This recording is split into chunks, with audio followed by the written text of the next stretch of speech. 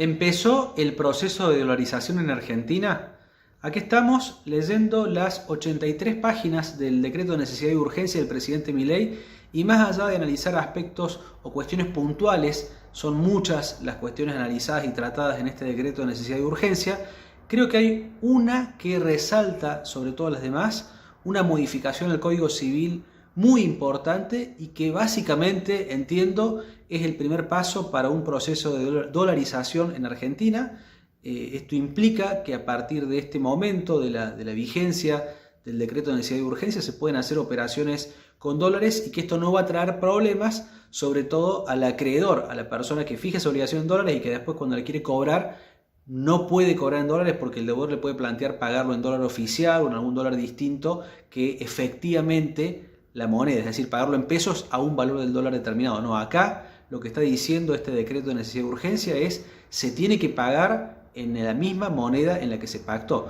Por eso me parece importantísimo que veamos en la página 61 de este decreto el artículo 765, es decir, el artículo 250, que modifica el 765 del Código Civil y que especifica: la obligación es de dar dinero si el deudor debe cierta cantidad de moneda, determinado o determinable, al momento de constitución de la obligación, sea o no de curso legal en el país. El deudor solo se libera si entrega las cantidades comprometidas en la moneda pactada. Los jueces no pueden modificar la forma de pago o la moneda pactada por las partes. Esto es clave, y más allá de que más adelante, en la parte relativa a la modificación de los contratos de alquileres, también se hace alusión a que se pueden pactar alquileres o los precios de los alquileres en dólares, y por lo tanto todas las operaciones de la economía podrían perfectamente pactarse en dólares. Deja totalmente claro que los jueces no van a poder modificar esta forma de pago, y por lo tanto es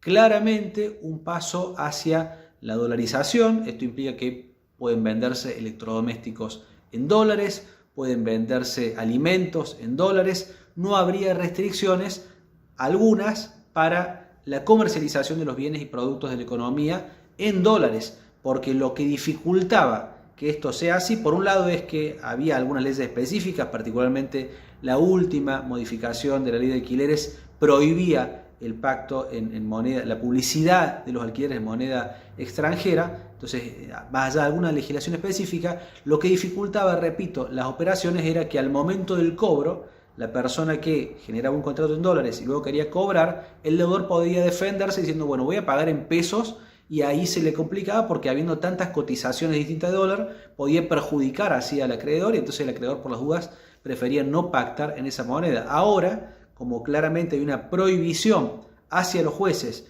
de que cuando la deuda es en dólares la puede el deudor pagar en otra moneda, sino que la va a tener que pagar en esta misma moneda contratada, de acuerdo a este artículo del Código Civil, queda clarísimo que se pueden hacer operaciones en dólares,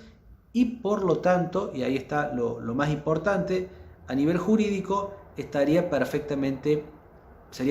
viable la contratación en este tipo de monedas. Prácticamente nos está empujando este decreto a los ciudadanos a empezar a realizar operaciones en moneda extranjera, particularmente dólares, y específicamente, reitero, en el tema de los alquileres, hace nuevamente una alusión, más allá de que no hay ahora un límite respecto del plazo, hay un límite subsidiario, pero se puede hacer alquileres por el plazo que decían las partes. Lo llamativo y lo que me parece destacable es la cuestión de que se puede hacer también en moneda extranjera, y la moneda que por naturaleza hemos elegido los argentinos hace mucho tiempo para los ahorros y para comercializar bienes importantes como autos o inmuebles, que hace mucho tiempo sabemos que se venden y se compran en dólares, ¿no? Desde el valor de una pequeña moto a un inmueble importante se hace en dólar, pero siempre eso implica cierta evasión, cierta triangulación con el dinero, que la persona tiene que ir a la casa de cambio, etc. Ahora directamente se estaría blanqueando esta situación, y uno puede fijar el precio en dólares, hacer la operación en dólares, y luego, si hay momento de la exigencia del pago, en el caso de que no se haya hecho en ese momento, el deudor pretende pagar en otra moneda que no sea el dólar, bueno, ahora el acreedor puede exigir que se pague en esa moneda, y por lo tanto no sería relevante las distintas cotizaciones que todavía subsisten en nuestra economía. A esto también hay que decir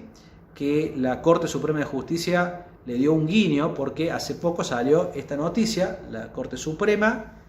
dejó firme un fallo que resolvió que los contratos en dólares deben pagarse en esa moneda, ¿no? Esto está publicado en Infobae el 17 de diciembre. Es decir, un fallo de la Corte Suprema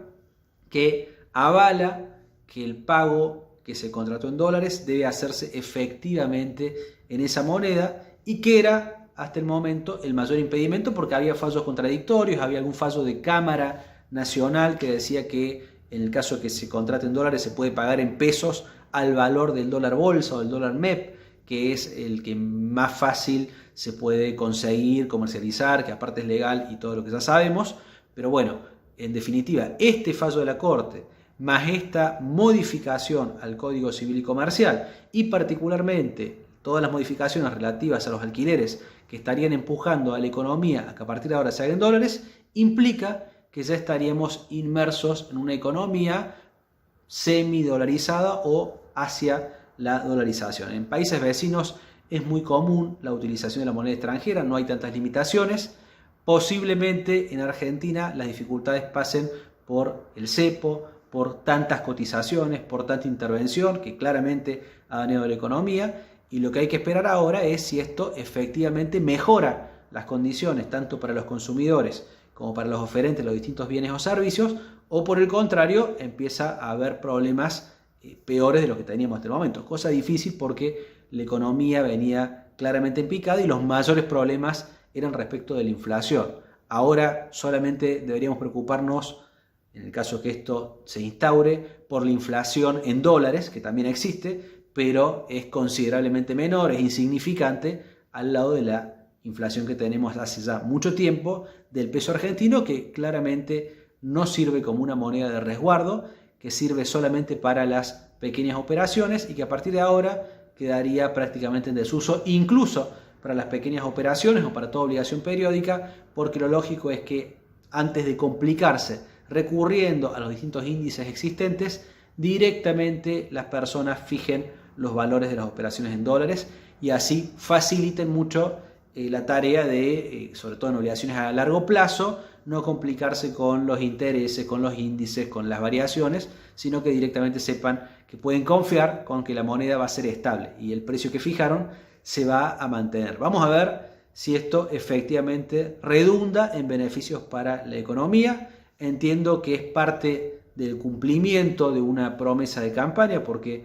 el presidente ya en funciones dijo como campaña que pretendía dolarizar la economía, era un mandato de la ciudadanía y esto considero que es un paso muy importante. Recordemos también que un decreto de necesidad y urgencia todavía no es ley. Los fundamentos de este decreto que acabo de leer tienen que ver con la crisis económica general en muchos de los aspectos de la economía y creo que en eso hay que darle razón porque evidentemente estamos en crisis en muchos sectores, pero esto va a tener el control del Congreso, que puede rechazarlo, puede aprobarlo, eventualmente pueden surgir modificaciones,